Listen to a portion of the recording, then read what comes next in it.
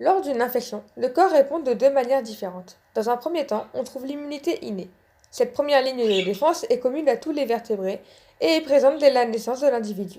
Cette immunité ne nécessite pas d'apprentissage et se met en place très rapidement. On parle de quelques heures. Quelle que soit l'infection, elle n'est pas spécifique à une seule infection. Son efficacité est immédiate. Elle prépare le terrain pour l'arrivée de l'immunité adaptive, mais avant l'arrivée de l'immunité adaptive, tout un processus se met en place. Dans un premier temps, les leucocytes, dits globules blancs, dont les cellules phagocytes, viennent jusqu'à la zone infectée.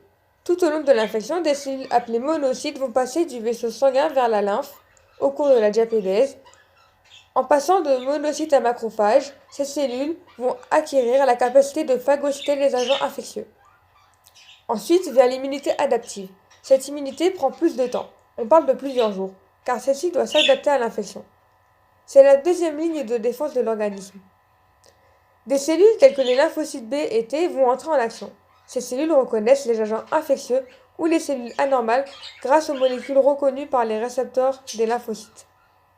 Les lymphocytes B détectent les antigènes dans les liquides de l'organisme grâce aux anticorps fixés sur leur membrane.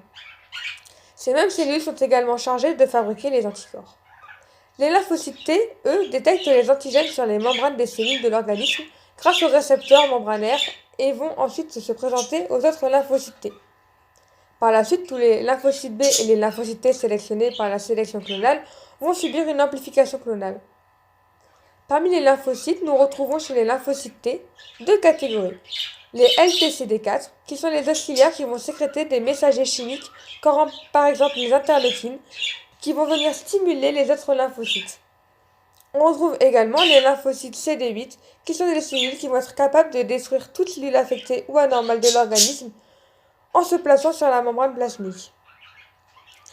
Ces cellules CD8 sont spécialisées dans les membranes des cellules de l'organisme, comme les cellules de la barrière épithéliale.